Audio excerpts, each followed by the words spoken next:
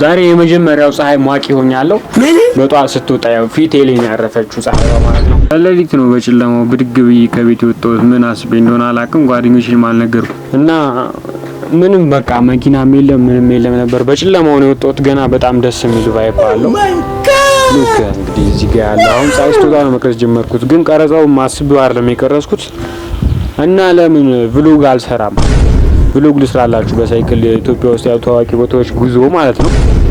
እና ተሰብስበን ብንሰራላችሁ ብዬ ነበር ከጓደኞቼ ጋር ሁላችንም። አሁን ነገ ቀርጻለሁ ብያለሁ። እስቲ ሰልፊ ስቲክ ምናምን በስርዓት አሁን ዛሬ በእጄ ነው የቀረጽኩት ያለሁት በሰልፊው ማለት ነው። ያው አሪፍ ቀረጻ አይደለም እንደምታዩት። እና ነገ እንግዲህ ቀርጽላችኋለሁ። እና የመጀመሪያ ቭሎጌን 130 ኪሎ ሜትር ከአዲስ አበባ ደብረ ብርሃን ለማድረግ አስቤያለሁ።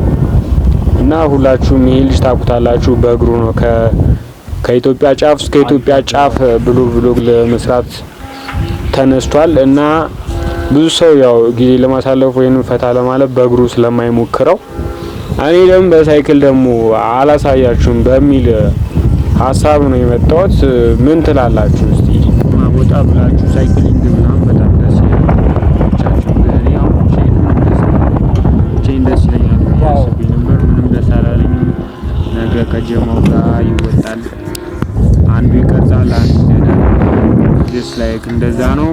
አብራችሁ ከኛ ጋር መንዳት ከፈለጋችሁ በኢንቦክስ አውሩ፣ እንረግጠዋለን።